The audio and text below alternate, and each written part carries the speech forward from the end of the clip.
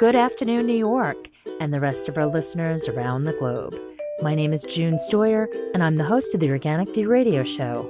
Our podcast is available on iTunes, Zune, and you can also visit our website at www.theorganicview.com. If you'd like to be on the show or would like to find out about sponsorship opportunities, please contact us at questions@theorganicview.com. Today's show is sponsored by Eden Foods, the most trusted name in certified organic clean food. When you shop online at EdenFoods.com, enter the coupon code ORGVIEW to receive 20% off any regularly priced items, excluding cases. For other promotional offers, please visit theorganicview.com's website. And don't forget to check out our contest section. Due to the massive poisoning of our pollinators, one of the resolutions has been to focus on habitat improvement by planting areas that attract pollinators. However, there has been little to no discussion about how valuable this will be due to the contamination brought about by the use of neonicotinoids. Today, we're also going to talk to bee health advocate and environmental author Graham White, who's going to address the issue of greenwashing in recent pesticide legislation regarding the state of Maryland. First, I'd like to welcome to the show my co-host, Tom Theobald. Hello, Tom. Hello, June. It's good to be back again. And our friend from Scotland, Mr. Graham White. Good afternoon, Graham, or good evening, Graham. Greetings from sunny Scotland. It's a rare sunny day here. What I'd like to do is discuss a little bit of the history in regards to this idea of planting what people think is a safe foraging region for our pollinators. So, Tom, I'd like you to begin by talking about some of the history involved with this effort. Well, we've always thought that it would be beneficial to plant pollinator-attractive plants. I mean, we beekeepers have done that for generations. But the main thrust for this has come as a result of the Presidential Task Force. The President put out I forget what a memorandum. A memorandum calling for some examination of the problems that were ensuing from bee losses, and he put the USDA and the EPA in charge. And one of the primary recommendations was habitat improvement, planting pollinator-attractive plants to improve the habitat for not only the honeybees, but many solitary bees. And what's been carefully avoided by both the EPA and the USDA is the potential contamination of these sites with the neonicotinoids, and they have very carefully avoided any examination of this question. A few of the other agencies have done so, some municipalities have done so, and wherever we look, we find that both the groundwater and the soils have been contaminated over a wide area by these neonicotinoids. And now, Tom, let's just take a moment to address exactly why this is coming about. Could you just please refresh our memories for people that are new to this whole equation, as well as for people that have been following this for quite a while?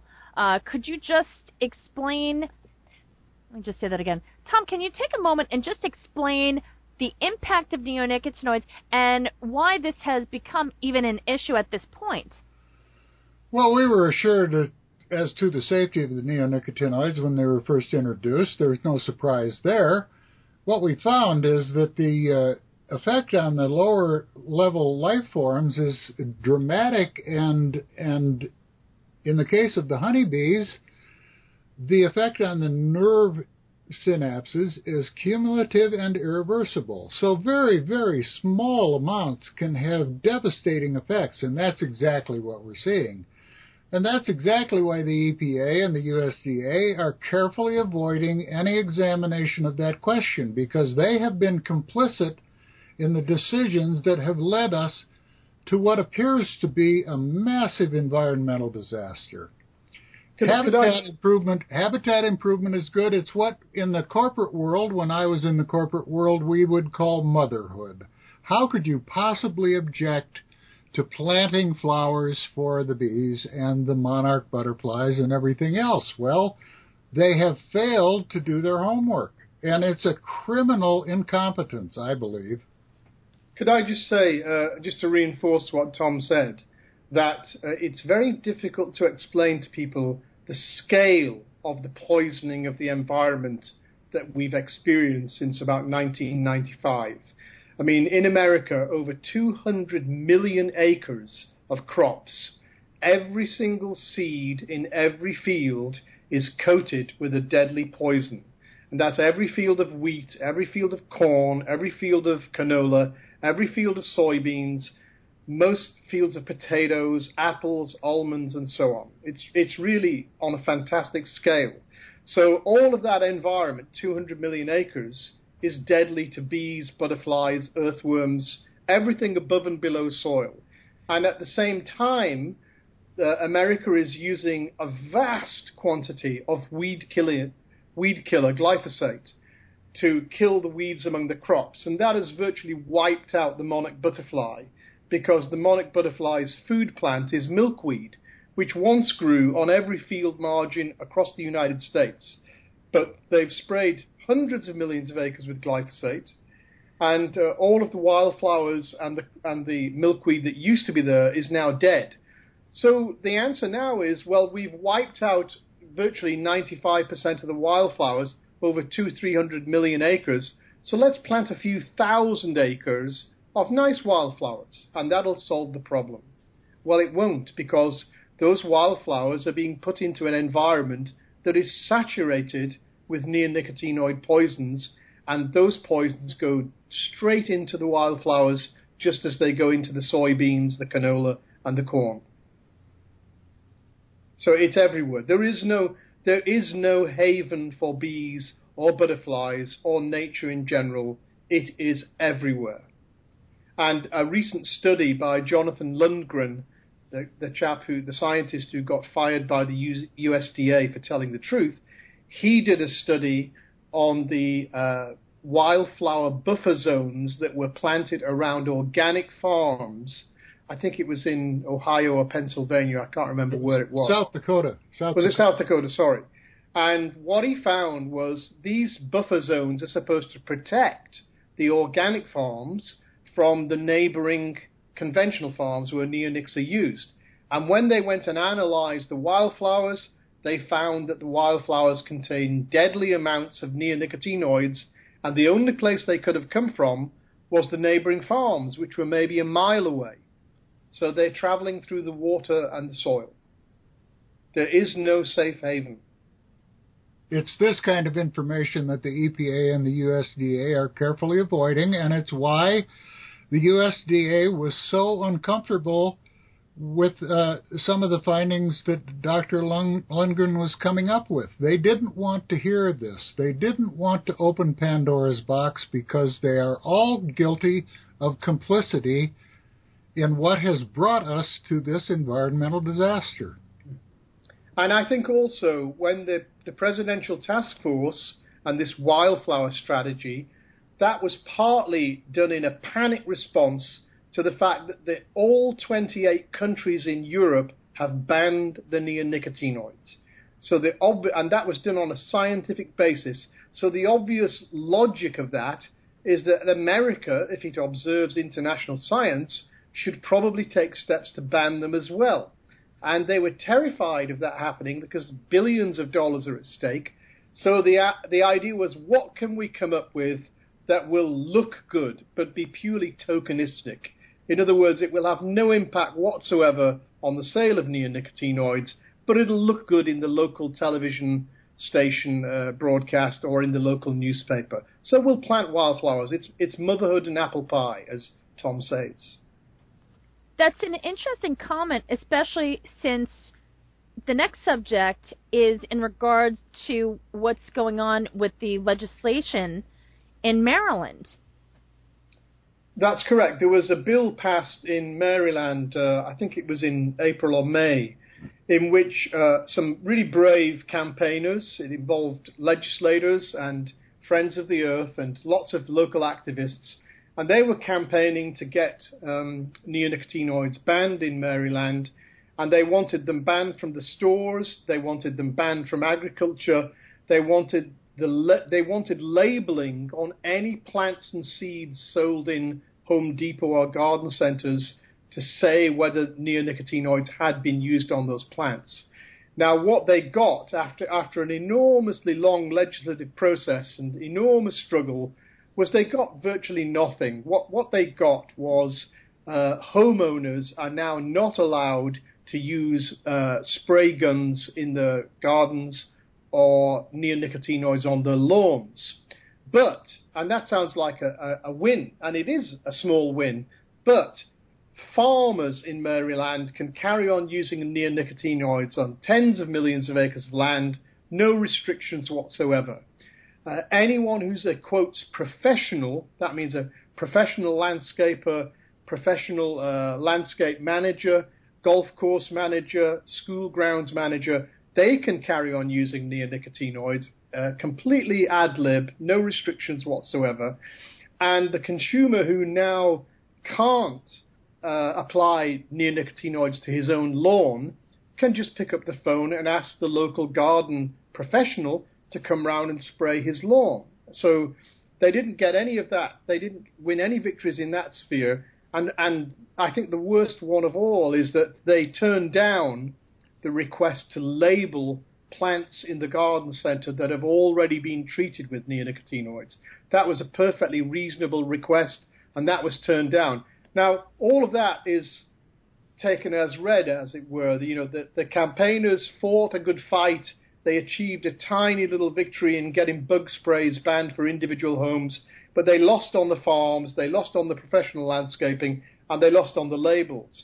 But the way that the pesticide companies and CropLife and the government have used this legislation in the media is truly awful. It's been trumpeted on every website, massive victory for the bees in Maryland, victory against pesticides in Maryland. It's not a victory at all. It's a tiny, tiny first step. And I think it's really important that people understand when they win a tiny, tiny battle, but there's still a war to win. That's one perspective. And the other one is that the people in the NGOs who have made a good fight, they really need to understand that they lost 90% of the fight. They won 10%, they lost 90%. That's not a victory. It's a small step. No, it's an appeasement. Well, it's tokenism. And the tokenism is not on behalf of the NGOs. The tokenism is coming from the government, from the USDA, the EPA, and CropLife, and the pesticide companies. And they are the people who are making hay out of this small step forward. They're using that nationally to say, hey, America's really making progress. We're not going to ban the neonicotinoids like the 28 countries of Europe has done. We're not going to put labels on any plants in the garden centres, but your grandmother won't be able to spray that rose in the front garden. She'll have to get a professional to do it. So basically, it's still continuing business as usual. It's just in a different way. We have a very famous series of films over here, comedies. They're called things like Carry On Doctor and Carry On Nursing and Carry On Up the Jungle. And this one's Carry On Poisoning. Carry on poisoning, boys. Let the profits roll in.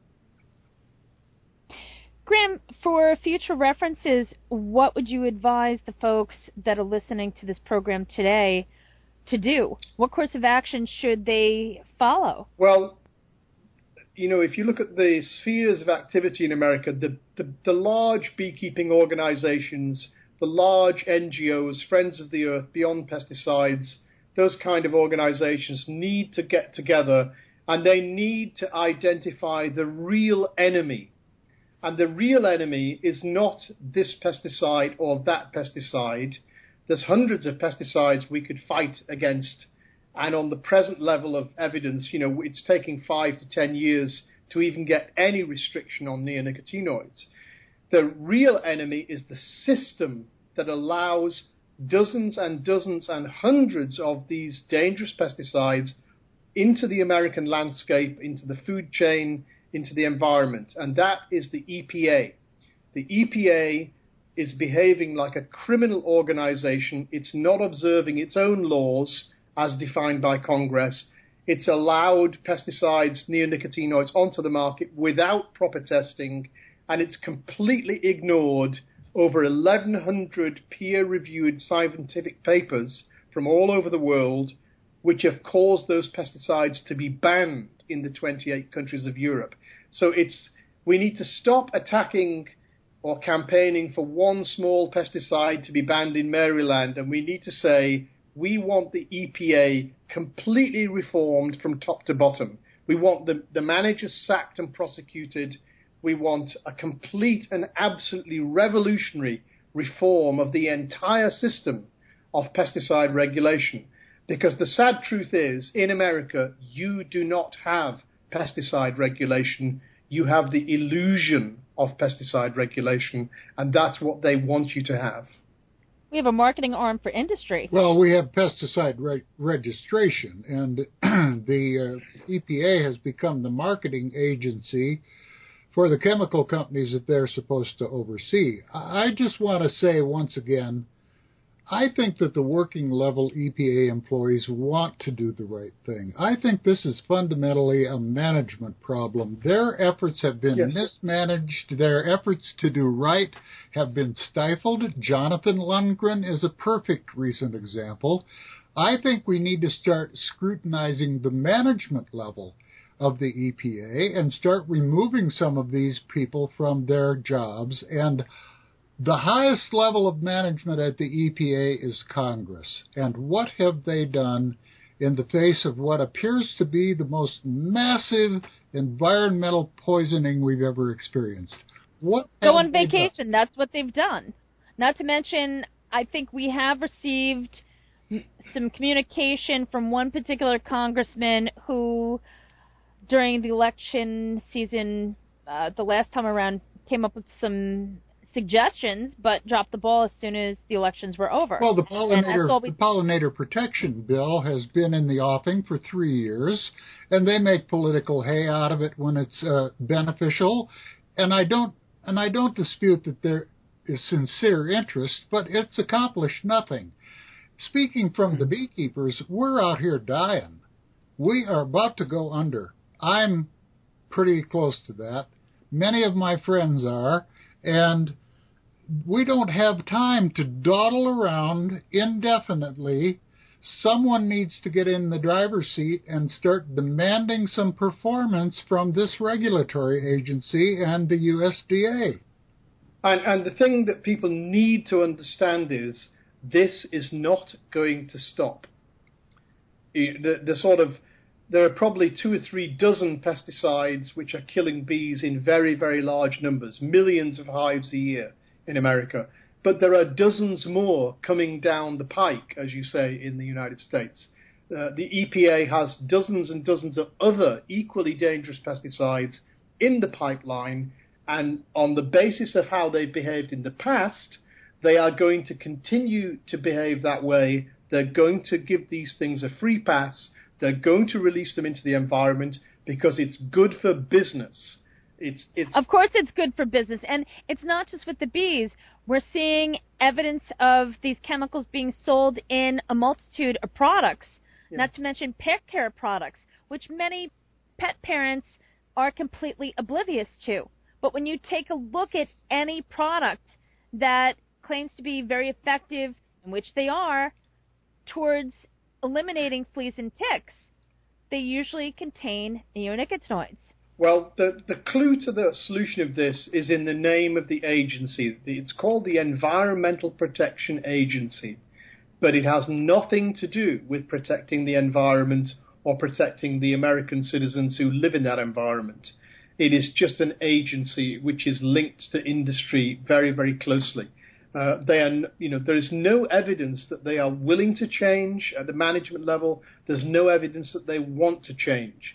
When you when a pesticide is banned in 28 European countries, and the EPA just twiddles its thumbs and says, "Well, that doesn't mean anything. International science doesn't mean anything. We can just carry on." That's not ignorance or stupidity. That is willful criminality. It's willful criminality. And that the Americans need to get together and say the EPA is not fit for purpose. It needs complete reform. Well, gentlemen, I just want to say thank you so much for your time today to discuss in detail about these two very important issues. And once again, Tom and I have been doing this program for many years now, and to my knowledge, we are the only program that explores the impact of neonicotinoids on the environment. And it's not just the bees, it's other pollinators, it's human health impact, which we have yet to see the research on that will show that impact. So, once again, thank you so much for joining me today, fellas. Well, thanks for having us. Thank you, June. And Graham, thank you to your, as usual, your eloquence enlightens us. Well, shucks. And folks, if you have any questions for us, please write to us at questions@theorganicview.com. Also, please subscribe to our YouTube channel, which is under The Organic View. Once again, tune in next week as Tom and I continue the discussion. Thank you so much for tuning in. This has been June Stoyer with The Organic View Radio Show. Have a great afternoon.